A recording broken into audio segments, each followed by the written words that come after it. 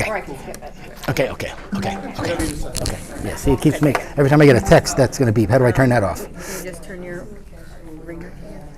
That'll do it? I think so. We'll find out, right? We're going to see. All right. We're good, Fiani Ordonez? Good morning, gang. How's everybody? Everybody's good. Everybody's fantastic? I'll speak for everybody. Data girl, Jew. Data girl here, you know? Hey, we might not get to this today, but I just put a copy of it out. Me and Wendy might do a class on this. Just let Wendy know. A little short class. I was talking to a buddy of mine back in New Jersey who still works for Remax. He's been there for like 35 years. Anyway, years ago, I used this. In the industry, it's called a magic letter. It's called a lot of different things. But I remember using this, and it worked.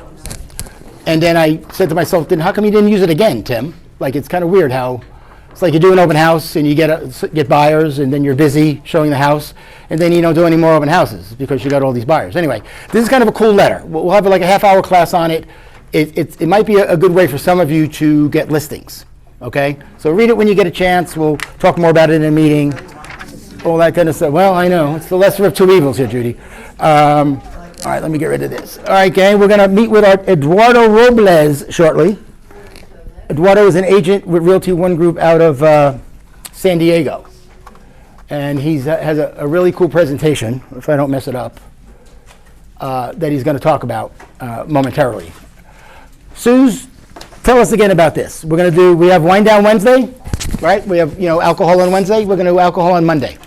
Monday, Why not? 11th is the first day of school. Correct. Yeah, kids, drop them off. Drop off the kids. We'll have mimosas and all that kind of stuff. Yes. Lisa Waldeck's going to bring a chef from the Venetian to cook breakfast for us. No, I'm only kidding. I'm kidding. We used to do, if anybody remember, we used to do omelets in this office. Yes. Remember this little omelet thing? Yeah. So it's a Monday. Drop off the kids. Come on in. Have a soda. Have a mimosa. All that kind of good stuff. Next week we have D.R. Horton. Maria's going to talk about something with D.R. Horton later on, and I'm curious if it's happening at any other builders other than them. I got a feeling it is, but she'll talk about that.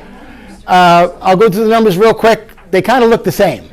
The active of 7,400 and the total of 10,400 has been the same for the whole month of July. So there's not a lot of movement with the numbers. The values are still good, 481 and 608. I think 608's gone down a little bit. This is less. We're under 3,000 that are in escrow, so that's more negative than positive. But I think, like Judy said, or she didn't say, but I read her mind, I guess listings are staying on the market longer. Is that kind of happening, right? Yeah. So it's the summer, so it is what it is here, gang. Okay, you're excited about this, I could tell. The E&O fee is due next month, so please don't call Suzanne. Suzanne! Why was I charged? It is what it is, gang. It's the best policy in town. There's no deductible. We do classes on how good the E&O policy is compared to other companies, so it's a necessary fee, and it's tax deductible. You can write this thing off, okay? But go see your CPA, just to be on the safe side. Just to be on the safe side. That's the QR code for the incredible calendar that looks much better when you do it than it does on the screen that Tim Sams created. Okay, really cool digital calendar. We're in the 21st century now, okay? No more crazy whatever we were doing before this, okay? So really good job, Tim, by the way, if we didn't tell you. Upcoming stuff. I don't know who's a mentee here. I know Gavin, I see Joanne, I'm going to mess, there's Danielle, there's Lauren, okay? We do this every 3 or 4 months with Jeff's office. We're going to do a mentee mingle from 4 to 6. All the mentees from both offices come down. There'll be food, there'll be booze, but we also give out some awards. There's some certificates for certain things that some mentees have accomplished. So it's kind of a fun thing. It's open to the whole office. So usually, 20, 30, 40 mentees collectively between these two offices attend. So it should be kind of fun. So we'll tell you more about that. That's the rev up schedule for the mentees that are that are here today. You guys know about this. I'm not going to bore you with it. Who's never been on an onboarding call? Don't tell me you all have been. You're lying to me, okay? You're lying, okay? Make sure, August 6th, Jeff will be doing a 90-minute onboarding, everything Realty One Group, and you even get to see Lisa. You get to see John Morgan. You get to see Tim Sams and Heather, Okay, so if you're new to the company, not new like at a Key Realty School, if you've been with another company for 5 years and you just joined us, you need to be on one of these calls, and we do it the first Wednesday of every month. Okay, and it's important that you get on there so you know what's going on in the company. Recently, an agent that has been with us a long time, on a Saturday, called me, "Hey Tim, I'm in the Northwest office. My key fob doesn't work." Why would your key fob not work in the Northwest office? Anybody? Wrong door. Wrong door. They're at the front door of the building. It doesn't work at the front door of the building in Northwest or or Southwest. So I said you go around to the right by the garbage cans. There's a door, very nondescript door, and your key fob will work, and you get right into the Northwest office. So stuff like that is what you learn on this thing. It'll save you aggravation, believe me. Okay.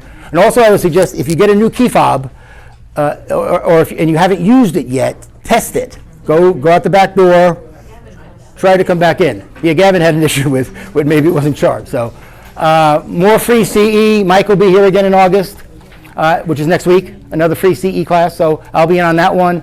And then Matthew will be here again in August with 2 more risk reduction and a law class. I'm going to be in those also. So these are really good classes, guys, and they're free. So if you're here, you might as well take them, okay? Broker panel in 2 weeks, I think. Right, Suze? 2 weeks? Yeah, 2 weeks from today, all the brokers will be here. I'm not sure how we're going to do it yet. Who's going to ask questions? Maybe Tim Sams will be the master of ceremonies and throw questions at us. Who knows? But all the brokers will be up here, similar to like what we did with the escrow officers. So that's usually a lot of fun. Lee Dreisen's doing another free class for 1 credit. I was in the one he did. Anyone take the class with him last time, like 3 weeks ago, right? You were in there, right? It's 1 credit. They're always good. And Lee's a good attorney to know. Are Okay. his classes different numbers? Because if we do 3 of his 1-hour classes, Yeah, as long as they're different. they're all different. Yeah, they're all different. Yeah, okay. I'm not saying, I'm sure he's done this class here before in the last 2 years, if that's when you need them, so just be careful. You know, check the certificates, okay? I would love everyone to go to the MLS Tech Forum. It's a lot of fun, a lot of technology, great speakers. While we're on the top of LVR, how did that voting thing go? Everybody vote? No? No? We don't have the results yet of these 9 motions, so I don't know when we'll get, supposedly today we'll get them. But hopefully you all voted on them, okay? If you didn't, that's okay. Most realtors don't, okay? But if you didn't vote, don't bitch. Just saying, you know? Don't, hey, Tim, this is bullshit. I don't, well, did you go to the meeting? Oh, no, I never go to the meetings. I just don't go. I just complain about them, you know? So, you know. Yes, yes. So, but this is fun. This is an all-day event. You get breakfast, you get lunch. There's an ice cream social. Matrix will be there. Transaction Desk is there. Century Lock is there. They all have a booth. And it's good stuff, good information. It really, really is, okay? Who else? All right, gang. Our favorite home warranty company today, okay, is none other than Lisa Waldeck, everybody. So come on up, Lisa. Yay! Okay, so good morning, everybody. Lisa Waldeck with the Chosen Home Warranty. I know everybody gets really excited about home warranty. We're gonna make it a little fun today, a little interactive. So Tim, I need your help. Sure. So we are going to do some trivia questions. So I need you to tell me who raises their hand first with the correct answer. All right, when you take care of this. No, okay. Yeah, okay. Okay, so we're going to start off with the basic stuff here. What is the primary difference between a home warranty and homeowner's insurance? Okay. Anna? No, behind you, Fatima. She got you first. Go ahead. Homeowner's insurance is regarding accidental things or a fire or something that is not related to ongoing repairs. Home warranty is more for repairs on things that are like wear and tear. That's good. That's Do a good answer. you want the judges to? Do we have judges? You're the judges on the answers, okay? I'm okay. Yeah. That's close enough, right? Yeah. Yeah, so the Yay! homeowner's insurance covers things like theft, damage to the property, something comes in like rips off the roof, that kind of thing. The home warranty is going to cover the mechanical systems and the appliances in the home that fail due to normal wear and tear. What do you? What's the giveaway? The giveaway is for it's for Wendy's. You get 5 free either lemonades or Frosties, and they go through December 31st. So when you're Oh, out wow. there and it's hot, you can just swing through Wendy's and grab a lemonade or a Frosty to cool down. Done. Judy, what are you talking My God. Oh, that's pretty nice. Okay, so here's a good one. What is the primary difference between a Choza home warranty and the traditional home warranty that's been out there forever? Danny? Mm-mm. Yeah, Danny. With the Choza, you can pick up your own contractor repairs. Yes. Very nice. Look at that. Allow Woohoo! our property manager to choose their own contractors. We don't assign them, so if you have somebody you know, you trust, that you want to come into your house and work, we will do that. For home buyers closing on a home, when does the home warranty go into effect? Judy? Closing day. Yes, ma'am. Close of escrow, right? Goes into effect at close of escrow. A lot of people think that there's a 30-day wait before buyers can file claims, and that's not true. They can file a claim. They move, and it happens all the time. Think about whenever a seller moves out of the property, they shut down the AC, buyer goes in, they turn it on, or anything, plumbing, they turn off the plumbing, they shut off the plumbing, they turn that on, and you got that big gush and that big, surge going through the house. They could find a leak after they move in. So as long as it was working at the time of inspection, we will cover it from the day that it closes escrow. Next question. How much is our listing coverage? Oh, boy. Yes. It's free. I love it. Look at that. Wow. Steffi Foles, baby. Free. Free 99. Free listing coverage. So as soon as you guys take a listing, I encourage you to email me with the address. I'll put that free listing coverage on there. And it will protect it from the time that you enroll it until the close of escrow. You can use the warranty if things pop up on that home inspection. Right now, what we're seeing is it's hot out there. There is no AC running properly in Las Vegas. Almost every home inspector will note on that home inspection report that the differentials are off. Have it checked by a qualified HVAC person. You can use the warranty to have an HVAC person out there. Most of the time, it's going to be a capacitor, a fan motor, a leak in the refrigerant line, where we'll go in, replace the capacitor, the fan motor, fix that leak, and add more refrigerant. Okay. Where can you find the details of what is covered and what is not covered on the home warranty? On your list. On the contract. Where's the Jeopardy music? Dee, dee, dee, dee, dee, dee. Yes, that's true. We have all of our Oh, wow. terms and conditions in here. It states it, it details it, everything, what is covered, what is not covered. It's in black and white, where there's no fine print. We don't hide it anywhere. We print it out so everybody can see it, so there's no guessing. Thank you for the sugar. You're welcome. Thanks for the sugar. Yes. And you said it too. You said it too. Okay. We had two. What a gal. I'm trying to find some good ones there.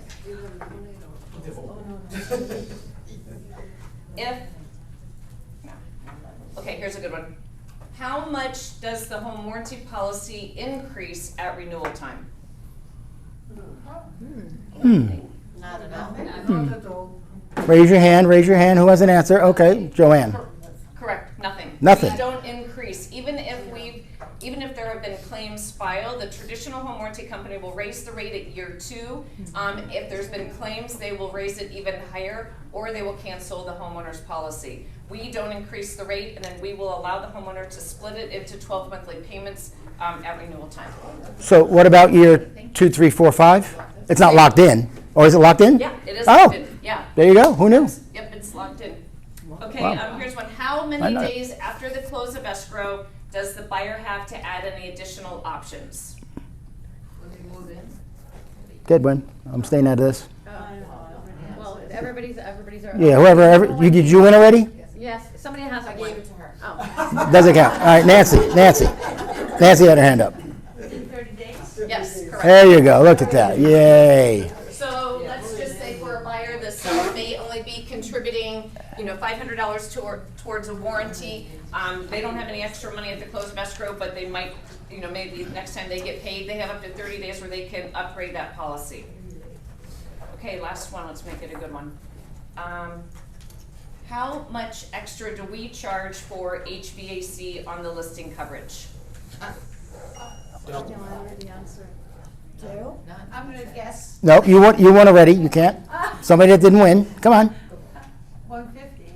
What's the ABCD, give us a multiple choice.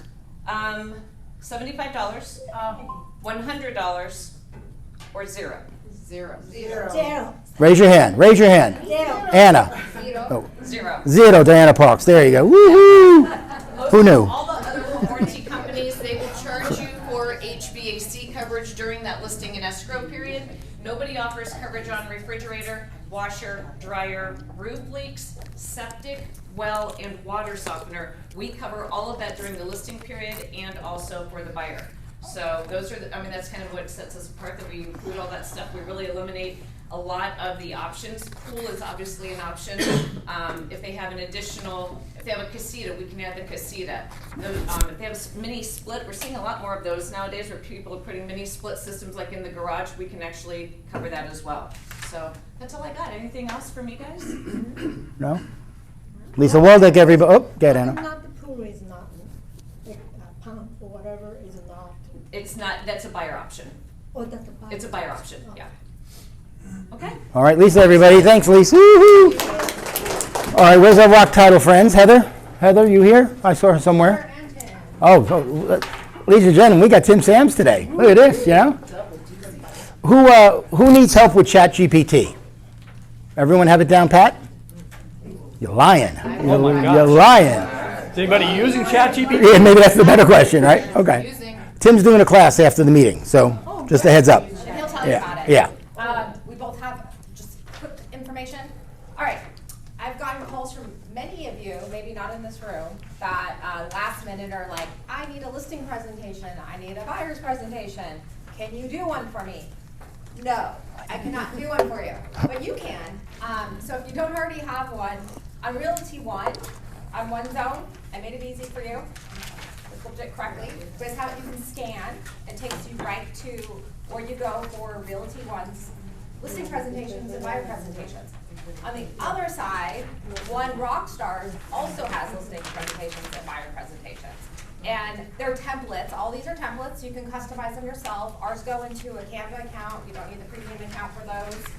And you can pick and choose. So when I put one together for myself, I use some pages from Realty One. I use some pages from the Rock Title one. Get a little binder, put it together, and you're ready to go. So when you do have a last minute appointment, it's already turnkey and ready to go. You don't have to call me late at night. Thank you guys. And Tim will take over. Well done, well done. So I was a little shocked with the quietness when we're talking about ChatGPT. I'm intrigued as to why. Scared. They're all scared. Scared? I love Scared? Gemini. All right, well, thank you for that, Heather, and Rock Title, myself. We have so many amazing resources for you to help you in your business. So I want to let you know what's coming down the pike for Rock University. So on the 6th of August, we have Jane Sabrinsky, and she really digs into the neuroscience of how you can better yourself, position yourself to help grow your business. She works with a lot of professional athletes. Jeff Simpfer, we're going to dig into YouTube, and every time I have Jeff on a call, we're like 50 plus people on a call. Jane? Joanne. Yep. Judy. What? Joanne. Yeah. I want to give you special props because she's like on every one of my calls. And she's on camera. And you're interactive, so thank you very much for that. No pressure to be on my next calls. All right, and lastly, who's interested in earning 6 figures? Who's interested in picking the brain of somebody that's earning 6 figures? And all you have to do, you can stay in your PJs, 1 o'clock p.m., Zoom. Go to onerockstars.com, VIP section, that's where you can register. All right? Coming down the pike for presentations for me, I'm going to dig into Instagram, highly focused Instagram presentation. Who spends $5 every day on coffee? Now they come here and get it for free. Free? How about $5 on juice? Nobody? Is that a thing of the past? I know you spend $5 a day on something. Yes. All right. Yeah. So I got another class coming up, and it's called geofencing. Okay. So you have a listing, and you build a mile radius around that listing, and anybody that enters that radius is going to get an ad from you for little as $5 a day. Okay? So you build some leads that way. And then we're going to take a deep dive into video, some of the software you can be using, some of the techniques you can be using, and that's coming down the pike. More importantly, hang out with me for 30 minutes because we're going to dive into ChatGPT. And there's so much that we're going to talk about. We're going to talk about humanizing ChatGPT. You know, when you put a prompt in and you get these long dashes, M dashes. Have you noticed that? Dead giveaway that you're using ChatGPT. We'll get rid of those for you. Okay? Through this process. Also 3 key prompts you should be using every time you use ChatGPT for your business. We're going to talk about a script and how we can build that. We're going to talk about a custom ChatGPT. And if that isn't enough, I'm going to give you 5 examples on how you can build your business, your customer service, and real life examples. But wait, there's more. Lastly, 120 real estate prompts for the taking. End my presentation. So hang out with me for 30 minutes. Unbelievable value, gang. Unbelievable with Tim Sams here. Come on. Tim Sams, everybody. Yay! Eduardo, stay there. Pick a number from 1 to 19. 7. Teen. We don't like them already, right? We don't like who has it? You have it? 17 is Marie Choi. Oh, there it is. That a girl. Okay, all right, all right. You can sell this stuff if you want. You know, there's a lot of good stuff in there. You get to help me clean off the wall that I do. Yes. All right, Miss Compliance Guru. Do we have some stuff to say today? I think we do, right? Yeah, Maria, everybody. Everybody. Okay, we're gonna talk about the famous BBRAs again. When you do a BBRA, when do you get that signed? Please tell me the right answer. Thank you. Before you show the property, that date has to be on here, okay? So, reason for, I didn't know that this was going on, but I have an agent who did the BBRA, signed it July 18th, but went to new home builder on July 15th and signed a contract. Now, I did not know that they were so smart at the new home builders. But I get this email from the agent saying, oh my God, what do I do? The BBRA has been sent, that was sent, dated after the date of the contract. I am being told that we are in need of a new one with the date before the signed contract. Wait for it. Or, you ready for this? Sit down. We will not be able to pay commission. Oh, yeah, I had a website with a car a couple days before. Okay? So I think what they're saying is, they're just gonna hold your check until you get the BBRA signed correctly, because it can't be after, they can't pay after the contract's been signed. Are all the builders asking for your BBRA? So, honestly, anyone that has a buyer, you go into Lennar, Pulte, are they wanting the BBRA or no? Yeah, they ask you to review second agreement. Do they want it? Do you want to see it? See what they can get away with. If you got 2.5, they're only giving you 2.5. They want to see that. Yeah, so what's happening is Lennar started it, that's who started the first Mhm. ones and stuff, and when we were getting the request for it, I was like, well, why would you guys be interested in it? But now, it's almost like if Lennar does something, everybody else starts to fall in line. Oh, great. So now, we're getting like this one, D.R. Horton. I don't know if Richmond is being as strict as D.R. Horton. I'm assuming that they are. I haven't gotten anything from an agent quite yet.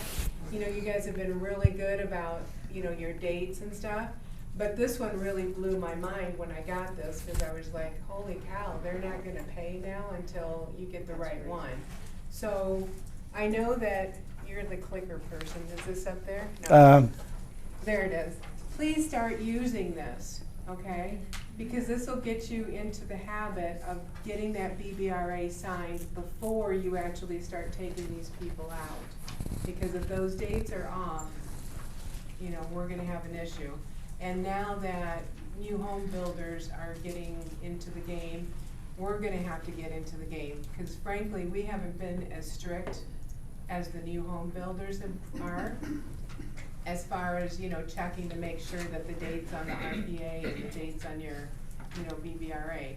But obviously, we're gonna have to start doing that because it's gonna hold up your checks, okay? Are we good with that? Because this one really blew me away when I got this thing from D.R. Horton. Well, on the same day of showing is okay, right? Hmm? The documents, on the same day of showing. That's Yeah, so before you show them a property and you're talking to them, and, hey, I'll put you on a drip and I'm gonna, you know, show you this and that one. At that point in time, you have to get it signed. Because if you go into contract the next day and it's not signed or it's signed on the day, it's gonna be a problem. That's what I did. It's gonna be a problem. I have a BBRA with a client, because we looked at resales first, but then we went to new construction. The house is not gonna be ready. If it doesn't have that end date, should I, like, does it, we're already under contract a few months, but it's not gonna close till The like closing November. date isn't Yeah. an issue. The issue is make sure that your BBRA is signed July 1, and then you go into contract on July 15th. That's where the issue is. You know how it has an expiration on it? Expiration date. Yeah, that doesn't affect anything. Yeah, There's a that's. statement in there, Judy, that says, Yeah. it's fully enforced until it expires or you're in escrow. Close of So escrow. they can, yeah. Yeah, just make sure that your expiration dates, I mean, if you're starting to work with somebody and you don't know if they're going resale or if they're gonna go new home, give yourself some time, like 3, 6 months, a year, you know. Don't put the expiration date for end of July when you just started working with them on the 15th of July. You know, give yourself, you know, some time on it, cause once it expires, I mean, technically, you're out of the game, you know? And let Maria know as you go to new builders if they're asking for it, because I don't know if they're asking for it. What if a listing agent asked you for the BBRA? Would you send it to them? No. Okay, then why would we send it to a new home builder? I'm not saying we won't. We don't want to mess up the game with them. I mean, you know. That's where the problem Yeah, is. but I don't think it's mandatory that we send it to Richmond American. I don't think it's a rule. So if you get that, just let us know, because that's something that we could fight against too. It's like John said, you got 3% on your BBRA, and you know, yeah, and they're paying you more, or you got 2.5 and they're paying 3, and they're trying to only pay you the 2. We want to avoid that. So, okay, Okay? we're good. Awesome. Atta girl, Maria. Yay! All right, gang, here he is, lender to the stars, John Morgan, baby. They're your favorite lender today. Yeah, it's the only lender we got here today, you know. So, I said this in Northwest. It's like, you guys don't realize this, or some of you may, but we're technically Realty One Group's finance division, okay? Can't really call it Realty One Home Loans. That'd probably raise flags everywhere, but Epic is Realty One Group's lending company. So, right when I came into Vegas, I spoke at Green Valley, and it's like, it's a joint venture. You know, Cuba owns it, CMG owns it, and it's like, what can we do for you guys? So Cuba's not getting much profit. I'm making sure of it. I'm spending every bit of it I can. Ask Ricky, he'll concur that I'm draining the P&L for your clients. So every bit they let me get away with, I'm buying the rate down, I'm getting closing costs. So that's what your clients get using Realty One Group's finance division, Epic Lending, okay? So just so you guys get an idea. Now, we don't have our own operations. It's CMG who's the other owner. CMG's top 5 in the country for loans. They do a lot. So we're in good hands. But just know, your clients are getting a bet. I mean, there are some crazy deals out there with builders and stuff, but in general, they're getting a better deal through us. So, with that said, there are a few rate cuts coming. They're talking about some rate cuts, maybe up to 75 basis points by the end of the year, 2, maybe 3, but that's happening. Probably September. We got another 6 weeks till the next meeting, so September they'll probably announce, and they'll cut in October, November, December probably. So get ready, it's coming. But more importantly, Eduardo Robles is here. Some of you have talked to him, some of you have seen him drop into offices talking about credit repair. We had him at Green Valley and Northwest talking about his all-star buyer presentation, one of the best I've seen. A little background on Eduardo, here in Vegas, several years ago. Do you know the year? Ooh, 2017 maybe? Yeah, so several years ago, Keller Williams had a family reunion here. I mean, they had one last year, but we met there. So we brought him into the our Airbnb. We had a massive team. Him and his wife came in, and on Valentine's Day, it was Valentine's Day, and they spent the night with our team masterminding. So ever since then, we've coached, we've developed businesses, and you know, I don't like credit repair. I get with credit repair people. When he told me he's going into credit repair, I'm like, well, that's awesome. Like, I trust you. You're a good dude. You know business. You understand development. He's also has a real estate team in San Diego, Realty One Group. So currently he's working on at least a dozen clients, friends, family. Way more than that. Yeah. Some of them are your clients in here, but you know, he gets results. He will not, I get this every time, because I have to tell him, like, this could pop off in 2 weeks. And then I get a call, Eduardo said it's gonna take 90 days to 6 months. I'm like, he's not gonna promise and guarantee it. I'm like, I see this happening, so I can say it. But Eduardo's gonna tell you 90 days to 6 months, okay? So he's very above board, tells you like it is, what he can do and can't do, but he's not here talking about credit repair. He's talking about his buyer presentation. So you're gonna get some great nuggets out of this. Come on up, Eduardo. Awesome. Eduardo Robles, everybody. Woo-hoo! Where's a little clicker here? Nice to meet everybody. Thank you for the introduction, John. Oh. So really quick in here, who here, raise your hands, has a buyer's presentation just like this written down? Raise your hand. Be honest. 1, 2, 3. Anybody else? All right, so I will tell you right now, if you don't have a buyer presentation like this, if your client that you have not signed an agreement with comes to my open house, they're gonna be mine. I mastered this to the T. I had several clients say, hey, I have a brother, an uncle that's in real estate. I already have a realtor, and like you guys are trained, the big question is, do you have a signed contract with them? Right? Because if you have a signed contract, I'll respect it, I'll leave it alone. Right? Most of the time, no, I never signed anything with them. Awesome. I would like to be your backup quarterback. I'd like to interview for the job just to show you what I can do versus what your current realtor is doing. Because a lot of people don't know that the status quo in real estate is different for every realtor. The communication, the response time, showing houses.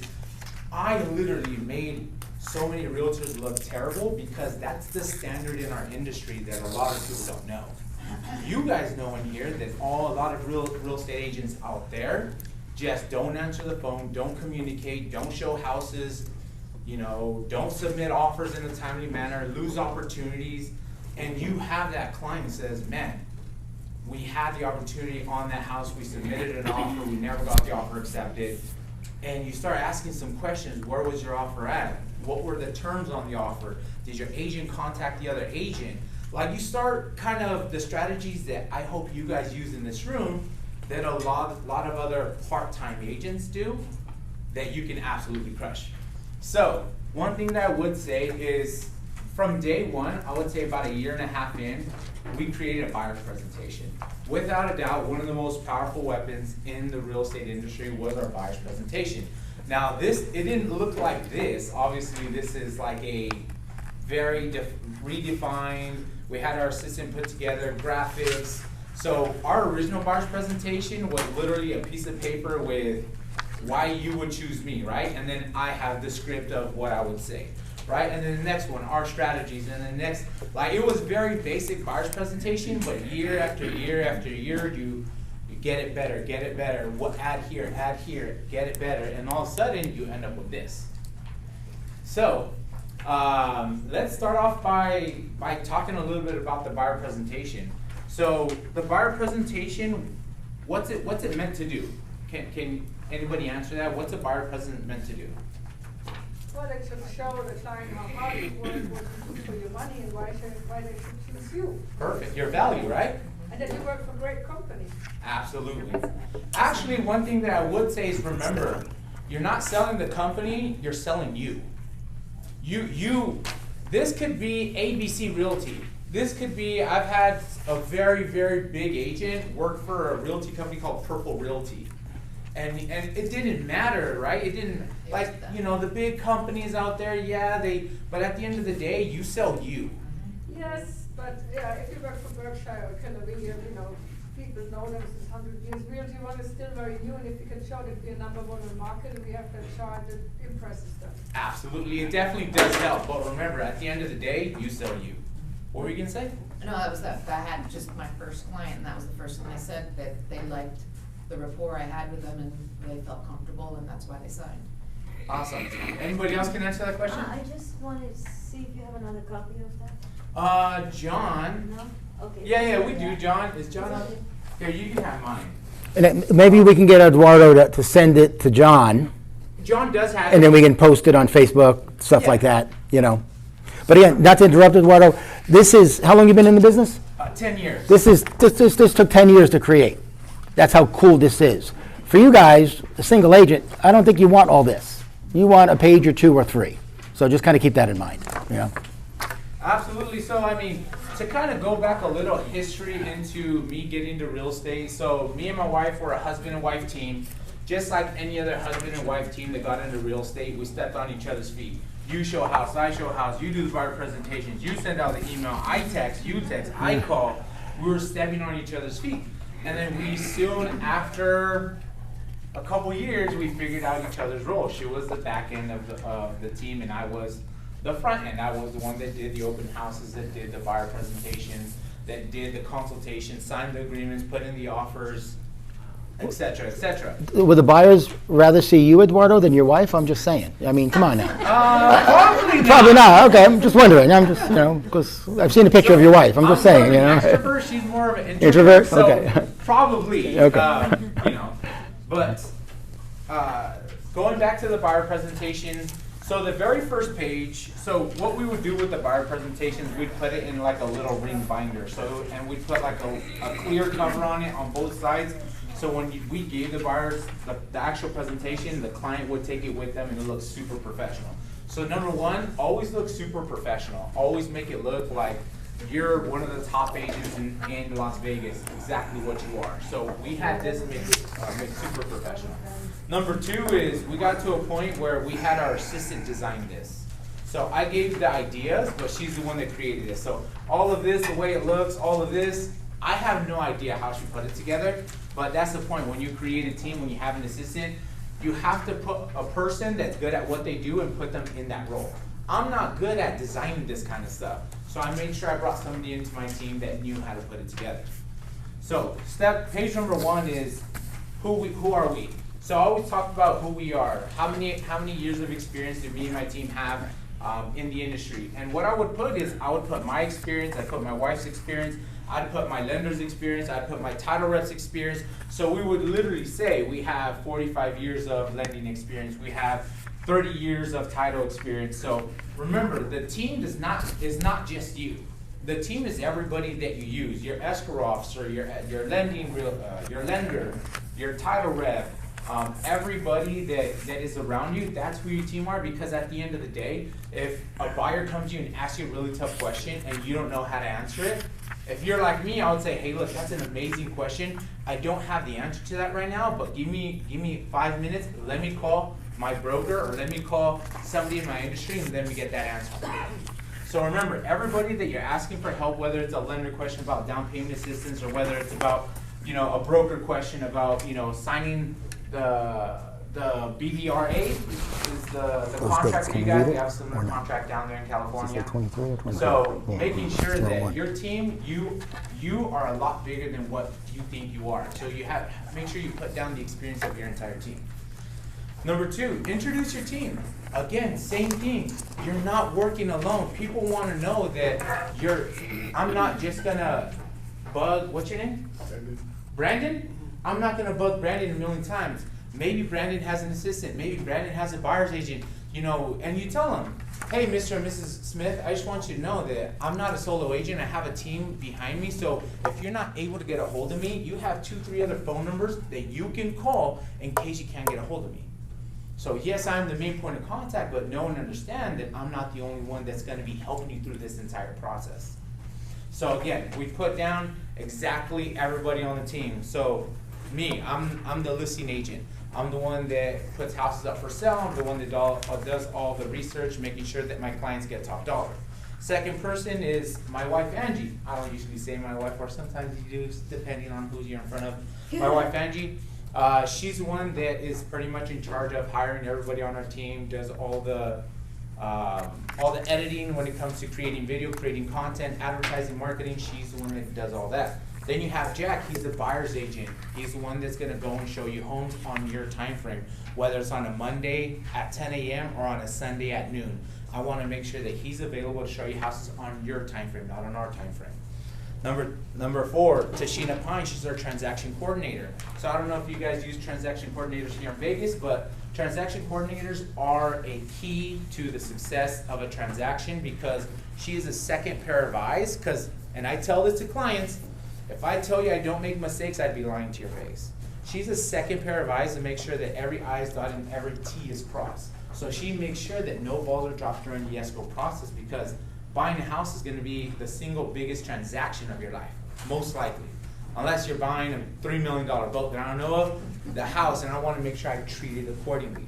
Right? The words that I'm using right now, the way I'm speaking to you is how I have internal scripts dialed in me. And you can tell the way, the words that I choose. So you'll see I'll break out of my script to kind of let you know, and then I'll go into script to like kind of close you when it comes to the buyers. And then last but not least is my personal assistant. So my personal assistant, she's the one that's behind me 100%. She's the one that makes sure that if I can't get to something, she's on top of it. She looks at my calendar. She makes sure I don't double book. If you can't get a hold of me, you should be able to get a hold of her. So that's everybody on my team. Next page. And I'll literally just go through this like a book. So Eduardo, question. Yes. So what about the new agents, been doing it 9-10 months? The solo agent, they're not on a team. Yeah, What did your first 3-pager look like? If you know what I'm getting for a at. new agent, Yeah. we would probably, I'd put my team, right? I'm the listing agent, buyer's agent. Yeah. I have a lender, put a picture of John Morgan on there. I have a title rep, put a picture of them and their responsibilities. And I have an escrow officer and a transaction coordinator, put them and their responsibilities. Remember, you want to make yourself look like a stud, because at the end of the day, like I said, only 3 people in this office has something like this that's competing against me. Other than that, there's nobody in this office that can compete against me. Like, I'm burning you all to the ground if your client sat down at a table with me. They're signing the agreement with me today. So understand that. So putting this together is utmost the most important thing you can do when it comes to real estate. Next page. Did that answer your question? Perfectly, yep. Awesome. Any other questions before we move on? Do you want them to throw, New agent, so that was my question. can they hit you with questions as you're going along, or you want to wait until the end? No. No, ask jump right in? questions as I Okay. go in. I don't want people to Good. forget. I love answering questions. Okay. I love open dialogue when I'm teaching the class or giving information. All right. So next page is these are the 8 steps of purchasing a home. Now, if you're more hands-on, if you're more picture-oriented like me, you can focus on the left page. If you like to read every single little detail, you want to know every little detail about the buying process, you can focus on the right side. So, on the left side, so step number 1 is choosing a realtor. That's you hiring me today, right? Did you hear that? Do you see how I closed that right there? It's you hiring me today. So after you choose a realtor, I would advise you, if you haven't interviewed more than 1 agent, I would tell you, go interview another agent. I would tell that to every single client. Why? Because there's so many shitty realtors out there, and once they interview another client, I'm going to interview another realtor, they're going to be blown away by my organization and the way my team is structured. So I would tell them, I would literally, because of my confidence, I was telling them, please go interview another realtor, right? So, and then I would follow that up. After you interview that realtor, so the next step number 2 is after you hire me today, step number 2 is we want to get you linked up with the lender, right? So again, wording, after you hire me today, after I just told them, interview another realtor, I follow that up a couple sentences later. After you hire me today, the second step is to introduce you to John. John, he's one of the most amazing lenders, filled with knowledge, have down payment assistance programs. He offers some of the best rates. He's even able to pay for part of the closing costs, maybe even a building inspection or part of the appraisal. So there's a lot of things that John can do that a lot of other normal lenders cannot. So again, you have the ability to interview as many lenders as you want. If you have a lender in the family, mom, dad, aunt, uncle, I would suggest for you to go interview them as well, but at least give John a chance to let you know exactly what he can provide compared to other lenders. After step number 2 is step number 3 is finding a property to buy. So that's where I come into play, or actually where Jack comes into play. Jack will come in, show you houses on your time frame, whether it's Monday at 7 a.m. or Sunday at 4 p.m. Our job as a team is to adapt to you. It's not your responsibility to adapt to us. And I think that's kind of something in this industry where there's a lot of busy agents, a lot of big agents that I can only show houses during Monday through Friday. No. At the end of the day, this is your biggest transaction and you want somebody, a team, to handle it accordingly. So make sure that you hire an agent that's gonna be able to adapt to your schedule. So after we look at properties to buy, step number 4 is write an offer. So again, what's the time? You're good. Okay. So again, step number 4 is write an offer. I wish I could just tell you that it's simple as putting numbers on paper and submitting an offer. It's not like that anymore. In the industry that we're in right now, and the type of market that we're in, we have to focus on the details of the offer. How fast is the escrow? Do we need to show them the contingencies? Is there appraisal? Do you have the ability to remove an appraisal? Are you 10% down, 3.5% down, FHA, or 20% down? Can we waive the inspection? So there's a lot of small questions that go a long way. So when we're competing against another agent that doesn't really pay attention to all the details, we're going to look like a pro when our offer gets presented to the seller. Because at the end of the day, I want the listing agent to look like a rock star to his seller. Because once he looks like a rock star to his seller, he's going to make our offer look like a rock solid offer. So after we submit offers to buy, the next step is for the listing agent to present offers to the seller, right? So they have 3 options. They can accept an offer, counter offer, or decline an offer. Usually the offers that we submit are very serious, very strong offers. So we usually get an acceptance or we usually get a counter. Counter offer comes with a couple small changes. They want to keep the washer, the dryer, they want to keep the refrigerator, or they want to give less closing costs. But at the end of the day, our team drives to be very aggressive and to push to get the offer accepted. After step number 5, once we officially got your offer accepted, step number 6, escrow opens. Now again, I want you to know and understand, just because we open escrow doesn't mean you have to buy the house. Remember that. Day 5, day 6, day 7, there are contingencies in place to allow you to cancel escrow in a timely manner, get your deposit back, and maybe it wasn't the right home for you. I say that very, very transparent to all the buyers because they need to know. People think once they're in escrow, holy shit, I'm stuck on buying this home. And I make that very transparent that yes, you can walk away at a very little loss because that's the honest truth. You don't want to have a buyer feel that they're stuck to a property. So I'm very transparent, I'm very brutally honest. Yes, it might hurt me because maybe they get cold feet or maybe they found the wrong property or maybe they found something better or different. But at the end of the day, I'm okay with losing business. That you have to be okay to walk away. And that's the way we've always ran our team because we always put our clients first. You'd be surprised how many calls lately I have had from clients not understanding the earnest money, right? Oh, that does go towards my down payment or my closing costs. Oh, I can get that back. A lot of them. So don't take this for granted. Absolutely. So after step number 6, after we open escrow, number 7 is make sure we do our due diligence. What is our due diligence? Obviously, we want to do our inspections, we want to do the appraisal, we make sure that the house is as solid as we think it is.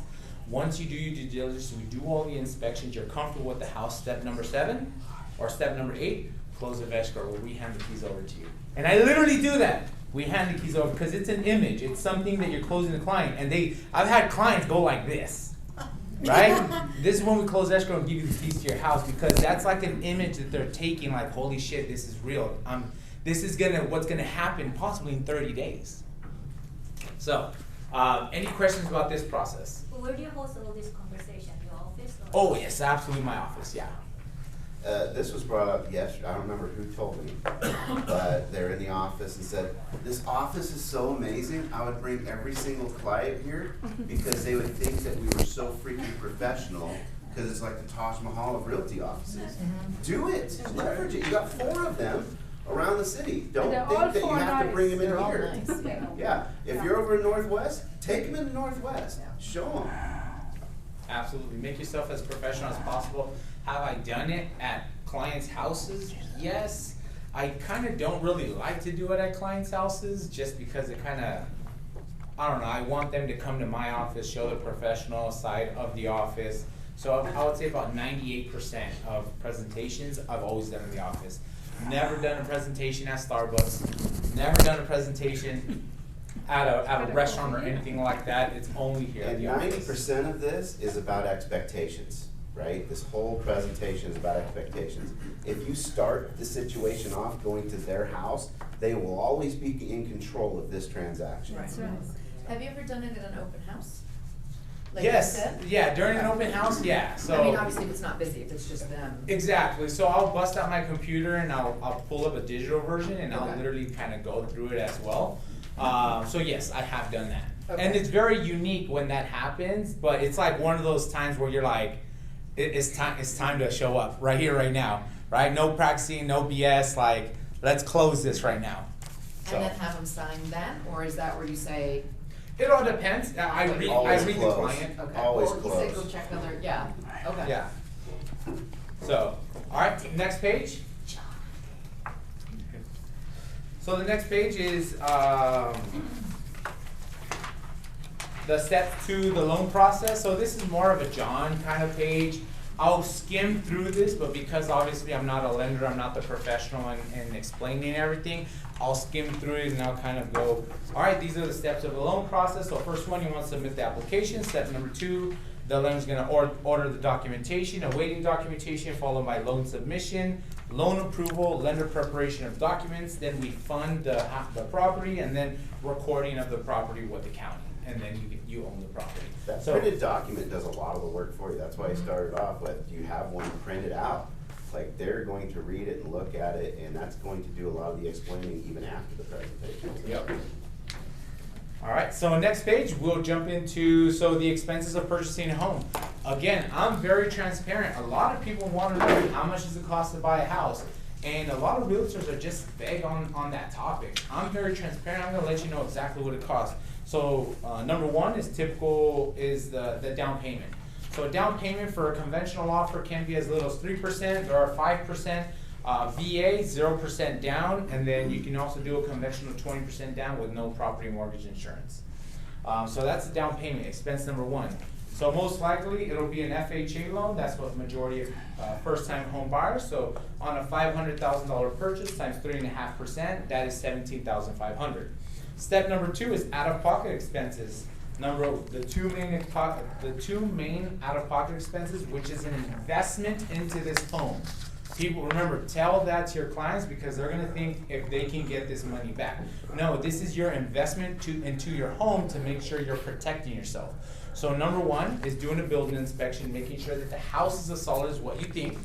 And then step number 2 is an appraisal. An appraisal is to protect you, making sure that the house is worth what you're trying to buy it for. So this is a complete investment into the home, making sure that the house is worth what you're buying it for and that it's in the condition that you want it to be in.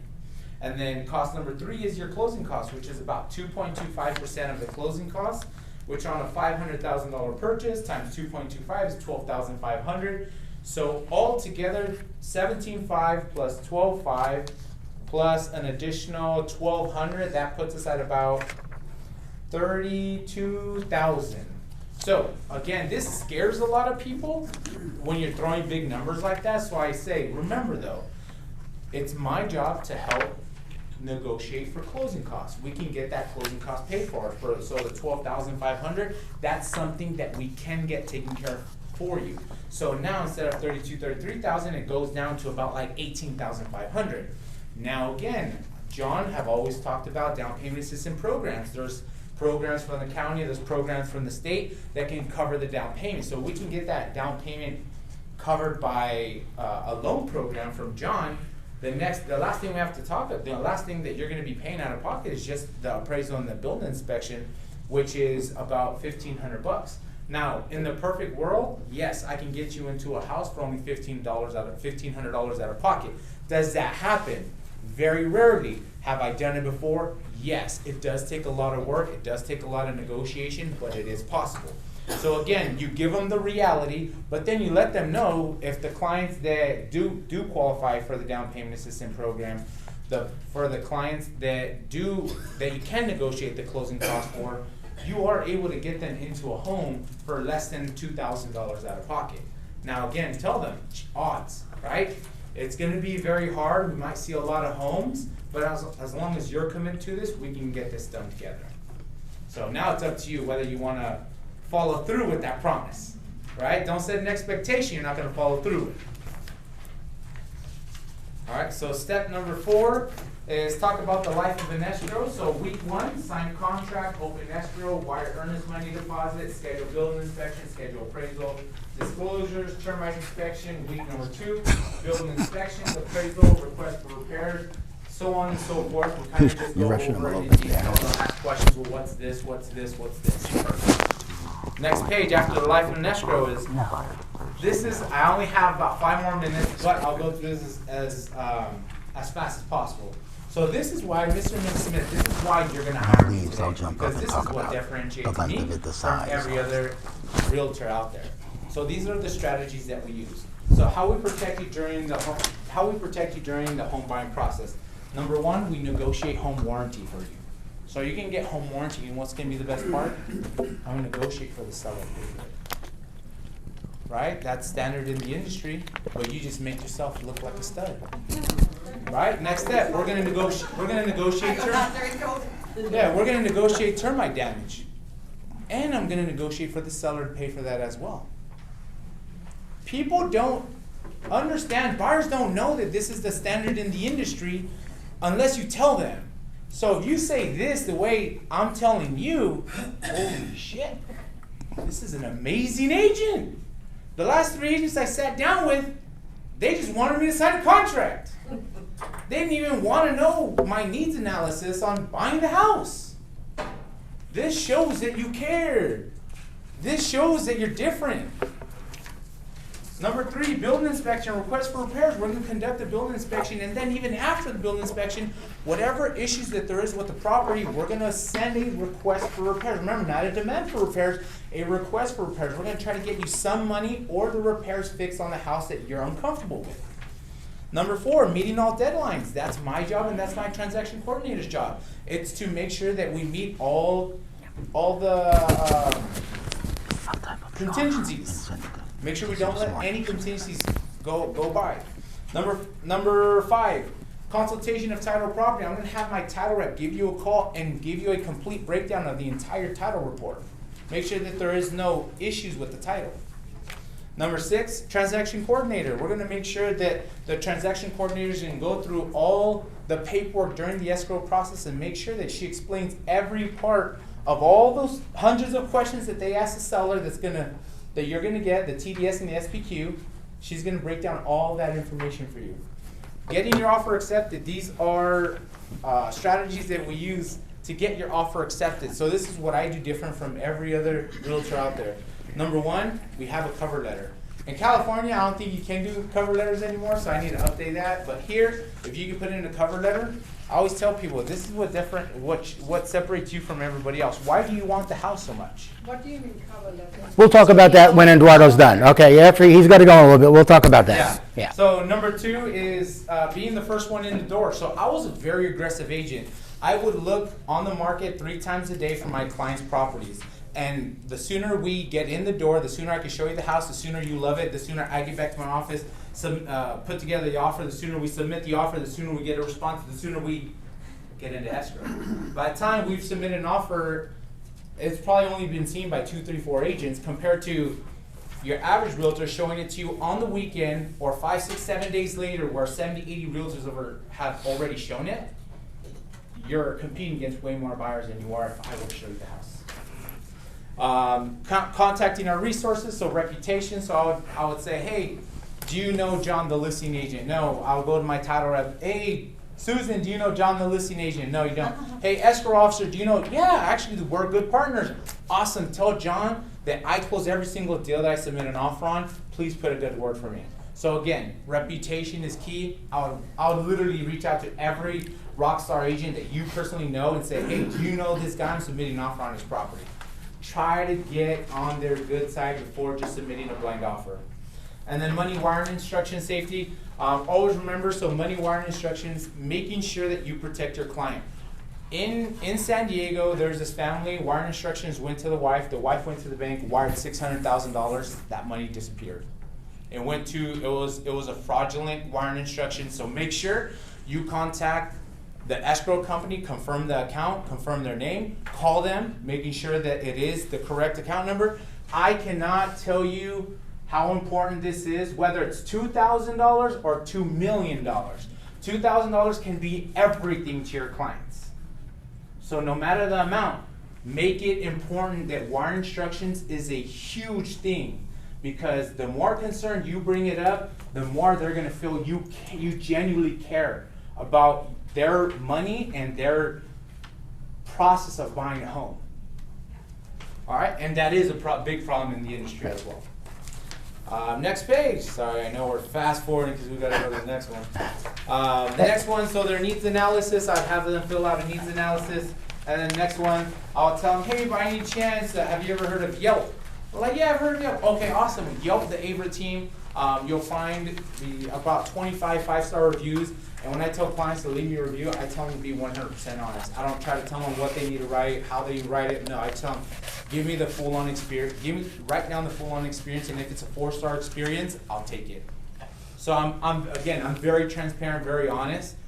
I tell them, look at what other people are raving about me and my team. And then last, that's it. Oh, yeah, needs analysis. That's it. This sets up your entire transaction and your future reviews. This is the most important, whether it's a listing presentation or a buyer presentation. It's the most important presentation with that client. So let the paperwork, and he created fear, but he created solutions, and he created urgency, and he created needs. A lot of this stuff is like, this is stupid. This is normal real estate stuff. They don't know that. The buyers don't know that. And most agents aren't saying that because they're getting in their own way. Okay? So create that and don't tell, show. Awesome. Any questions? I'm going to have John send me the PowerPoint of it, you know? You're a Realty One? Yes, I'm a Realty One. Oh, for KW. Oh, yeah, it's a Judy doesn't miss a trick, baby. She doesn't miss a trick. Atta girl, Jude. Get the hell out. Go. KW days are way behind. Way behind, yeah. Exactly. Everybody, Eduardo Robles. Thank you, Eduardo. Good stuff, man. Now he's heading over to Southwest to do the same meeting, I think, right? Yes. Yeah. So he's in demand here today, you know? So, Yeah, so thank you, man. I'll be there a little bit longer. All right, exactly. I appreciate it. Thank you much. Thank you much. Thank you guys so much. Gang, just real quick, because I know you want to get out of here. No, they want to stay. They do. Well, they want to go take a pee and then come back and see you. Yeah. Okay. Okay. We all have listing presentations, right? When we have an appointment with a seller, we prepare so far in advance for that listing appointment. Hopefully, you're all starting to do that for buyers, because you're going to have to do that for buyers. Okay. Now, should all of you have a 14-page thing like this? Absolutely not. No. You know, 2 or 3 pages, a page and a half. We have one for you in your zone account. Heather, perfect timing. Where's Heather? Slipped out. She told you in the flyer she gave you where the buyer presentation is and the listing presentation is. It's all, what's the word I'm looking for? Editable. You put, in, if I were you, I'd have 2 of these. One that's maybe 4 or 5 pages long, so if you're sitting with someone, and I'd have one maybe a page or 2 if the buyer is in California, and that you can send them to solidify, because the conversation went great with her on the phone. They're coming in Saturday, but my guess is they're going to be back on Zillow, and if there's a house on Zillow, they're going to be clicking to talk to another agent. Okay, even though today's Thursday and they're going to see you on Friday, all of a sudden they don't show up because someone else was better on the phone than you were. okay, when they click their picture on Zillow or Realtor.com. But if you follow it up with this, 2 or 3 pages of all these bullet points. The team could be me and Wendy and Maria and Heather and Tim and Kathleen. That could be your team. I know Haya has one for her team. Damon has one for his team. So the teams have these, okay? But you're an individual agent, particularly if you're new, throw us on there, okay? I'll get you a nice picture from 2007 of me. Then you can throw that baby on there and impress the hell out of them or whatever we got to do, okay? But this is really, really important. It really, really is, okay? And the fact that a lot of us don't have this, that's not a good sign. Again, think about it. You meet the buyer today, and then tomorrow they go meet Eduardo. They ain't going back to you. After they meet this guy, right? They're not going back to you, okay? This guy, he's going to sign them right there, okay? So kind of keep that in mind. One more thing real quick before we finish. The scam about people calling you up to sell their land that has no mortgage on it and they live in another state. Do you know what I'm talking about? We've covered this many times, right? Okay, it happened again, as Judy knows. One of our agents almost got caught doing that, okay? So keep that in mind, okay? If you get a call, hey, this is Tim, I live in New Jersey, you got this parcel on Cheyenne and Durango, I want to sell it for, $50,000, and you pull it up and Tim Kelly is the name in the tax record. Oh, this looks legit, right? Okay. I said my name was Tim Kelly, and you go through the whole process, and then at the end, escrow finds out I'm not Tim Kelly. I'm somebody else disguising myself as Tim Kelly to sell the land. Yeah, so it's happening. It was happening a lot. Yeah. So we've caught all of them. I don't think anyone's got caught yet. I don't think we've lost one. And they emailed me as well. So Yeah. Yeah. So She caught it, right?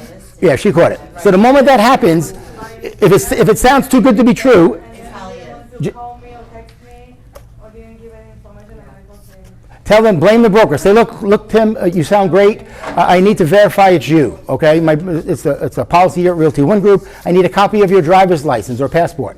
I got a feeling they'll hang up on you the moment you say that. Quick! Sure, of course. Absolutely. Of course. Yeah. How do I know who it is? Absolutely I would. I got hit with a Zoom that got me. And they come in and called on my property. Danielle, shh. Called on my property and connected me with, it kept trying to connect me with Zoom. And I couldn't connect with him all of a sudden. I couldn't connect with him. He said, I'll call you back in a couple hours. But he never called me back, of course. But anyways, my mouse started moving and I said, oh, I'm out of battery, right? And it wasn't. He got into my bank account, he got into my Zelle account, added somebody to my Zelle account, got onto my charge cards. Oh my God. Just from Zoom.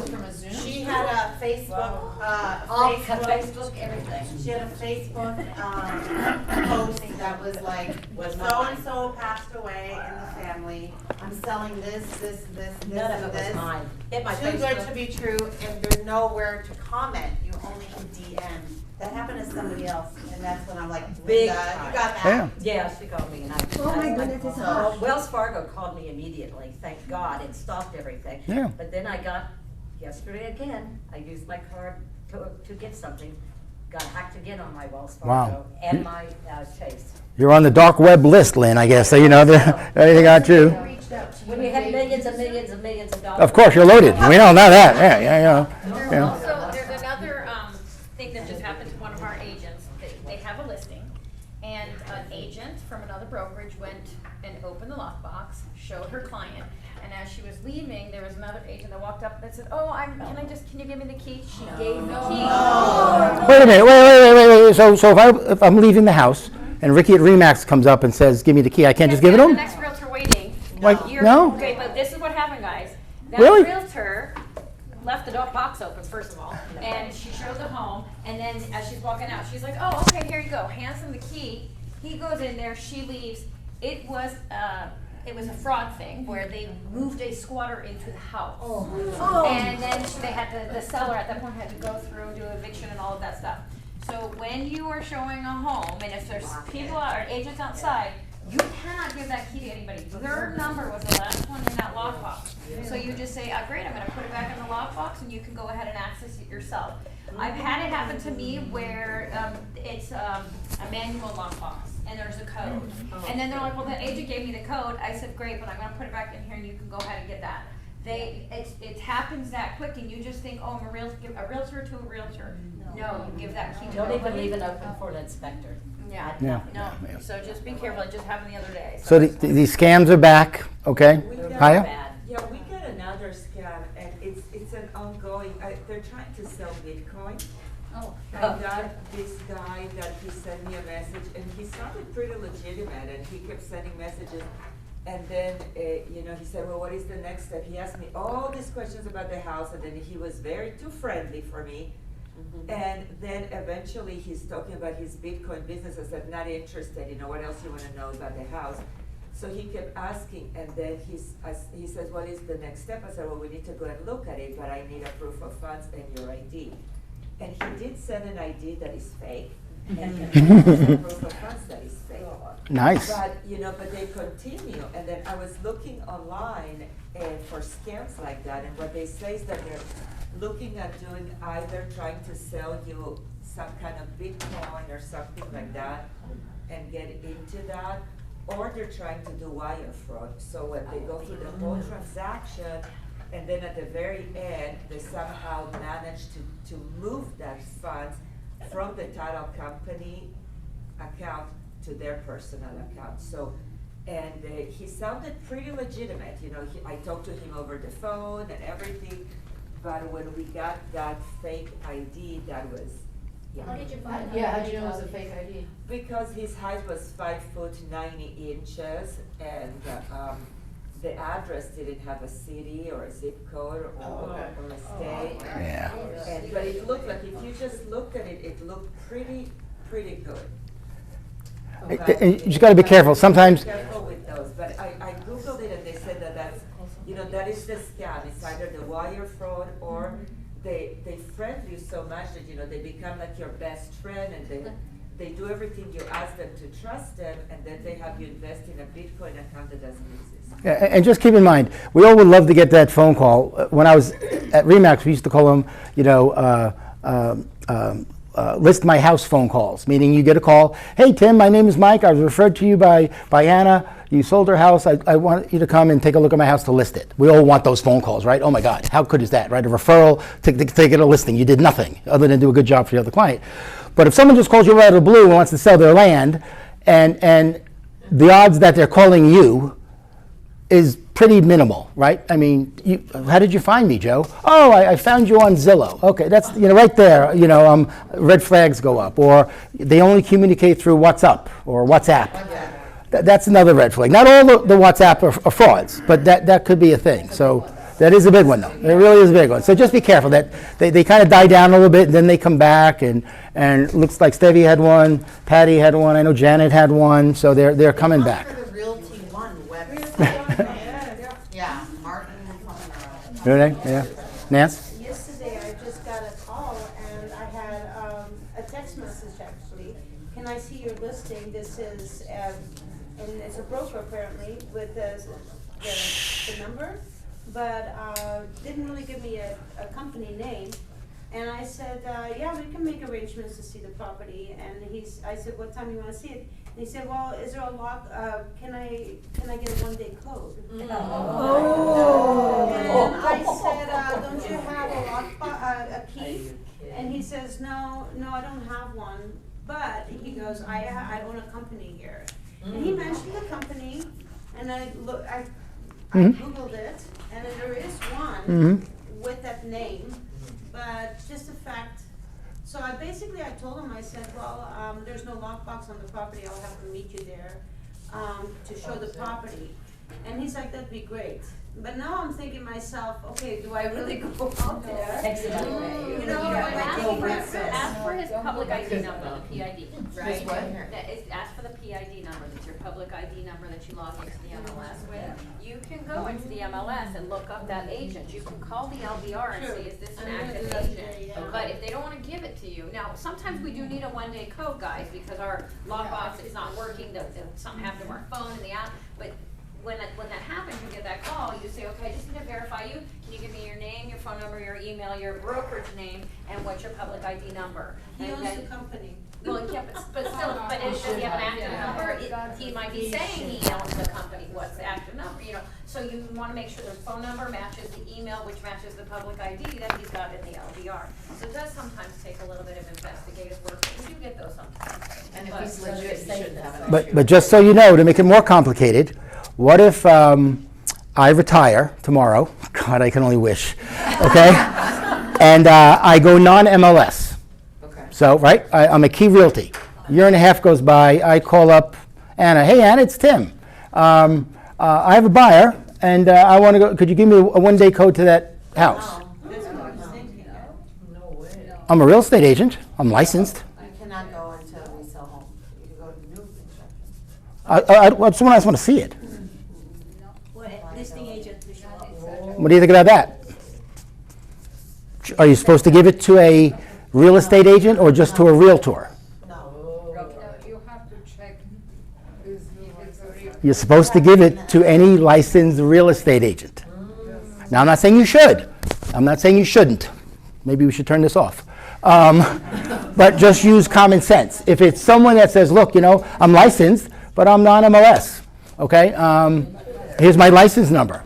Go on, and we all know the website for the division? You should know it, red.nv.gov. Look them up there. But if you don't give them that, or they could call the division and put a complaint against you. Because if they're licensed, and I don't like it, for the record, look into the camera, I don't like it, okay? that we have to give a non-realtor the access, but we're supposed to. So just keep that in mind. But in the contract, in the listing contract, it'll say, are we allowed to, do you want us to do a one-day code? So if the seller says, no, I don't want a one-day code, somebody has to be at the property. Yeah, sure. Then we have a right to say no, correct? Again, that's where it could get gray. You can get a smart agent that could say, well, I don't care. I'm licensed. You're supposed to give me the opportunity to see the house. Okay? But I think your answer was meeting them there or sending ID, like Wendy said. Ask them for whatever you want to ask them for. Especially, no offense to women, but if you're female, you got to be careful. You really, really do. God forbid here, Anna? So even if the seller has specific instructions about drawings and requirements, we still have to issue them? Well, again, if that's the case, I would go back to this real estate agent and say, look, Joe, I'd love to give you the code, but I can't. My seller in the contract said I'm not supposed to. The office comments, right? No, there's a box there for one-day codes. But if I'm that agent and my buyer really wants to see it, I'm going to call your broker and say, look, I don't. She's supposed to let me in the house. I don't know the answer to that. If the seller says no to one-day codes, if that supersedes the law with NAR that we're supposed to give every licensed agent the code to get in. So we'll worry about that when we get there. What happens to the agent that lets us water in? Stupid agent. Just saying. I mean, they gave him the key. They passed him the key. Yeah. Could you make me clear? Okay, I'm a realtor, I'm a listing broker, right, agent, and somebody is not realtor, they are licensee, so if you ask me to show the property. You're supposed to give me the code. You're supposed to let me in. I supposed to let you in, without me appearing, It's up to you. or it's up to me? Would I go? I would probably go. Unless I did all this homework on the guy or girl and they're legit. I found their YouTube channel, I found their Google, I found their Facebook page, I found him on LinkedIn. All right, this guy's legit. Or else he's really good at disguising himself. But you don't have any key access, you can't go. You're going to give me a one-day code. Oh, one You're going to send me a one-day code to my phone and I'm going to put it in. So I'm supposed to do that? Yeah? You're excited by that, I could tell. Yeah, look, you're making that face like, what are you talking about, Tim? You're full of, get me out of here, So I don't think it's happening a lot, but it might start happening because a lot of agents, even here, are leaving the business somewhat and they're going non-MLS. But they still have a license, so they can still show properties. Anna? So if we give them the code and something happens, who is liable for it? Because this is something that you're already saying that we have to. Who do you think your seller's going to blame? Me? Yeah, of course they are, But again, it's just like now, like Wendy said, if she goes to show the house on her listing today, she walks in there and there's crap everywhere, but 2 days ago it was beautiful, she's going to go to Lockbox, see who the last agent was, and blame that agent, or at least investigate that agent, because that's why we have those lockboxes. So we're going to go back to the agent at whatever company and say, look, dude, what is this? I don't know what you're talking about. And then we figure it out from there. Well, but when you put the one-day code, you put there who is it gonna be. Correct. Yeah. So you know that that was the last person that opened it because that Mhm. was the person you gave that one-day code for. So Correct. you can still go back and say, okay, that was the last agent that was there. Correct. That's the reason. So it's just, So how do you verify if it's someone that just grabbed a business card and is impersonating a realtor or a real estate agent? That's why you have to get That's your why. MLS number, the brokerage, the name, the number, So the email. to issue the code, they will ask us to put that information. Well, yeah, if you can search the agent, but you can always call up LDR and then just say, hey, I'm just looking to investigate, somebody wants a one-day code, I don't want, I don't know if this agent is active, what's going on with it. I personally still would show up. I would just say, what, my seller, I'm responsible for this house, my seller prefers that I be there, for anybody that's might not have access to the lockbox, so I'll be there, I'll meet you there, and that's it. Now, the one-day codes are just that, it's just for one day, so they can't get back in, but it only takes somebody to show them and leave a window open, and now you've got somebody that's, it's just. Take the key, get it copied. And the one-day code, if I remember, there's a window also, right? Of time that you can make the code good for. 1 hour. That's what I'm saying. Yeah, so it's not like it's all day, and then, Once they access it. right, They yeah, access it, because you can make it for all day. Right. Come at any time, but once they access it, it's only good. right, yeah. And again, I think what I would do if I had a listing now, and you texted me, Anna sending me, hey Tim, this is Anna at Anna's Realty, I want to see your property on Banana Street. And she texted me, hey Anna, no problem, give me your name, brokerage, and your public ID number. And she'll come back in 3 seconds and give it to me.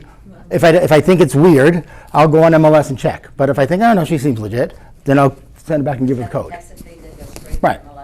Yeah. So you always, I'd rather get her on the phone and talk to her. But if she likes to text, I'm a big fan of texting. idea to show the license number on your social media. It's a license number, but just a public ID, they'll ask you for the public PID. ID, okay. Yeah. Even if you hear PID, it's a public ID number, and that's what you log into the MLS with, right? Right. 6 digits starts with a 2. Yep. Unless you've been around forever, then it might not be a 2. Might be a 1. No, is there any 1s? No. What does yours start with? What does your public ID start with? A 2? Oh, well, see, Linda has a 1. She's been around for a little bit. But most of us in this room have a 2 when you start your public ID number. So, okay. All right, gang, good stuff. Appreciate the input, the questions. Go do what you got to do. Come back in a couple of minutes. It's Chat GPT time with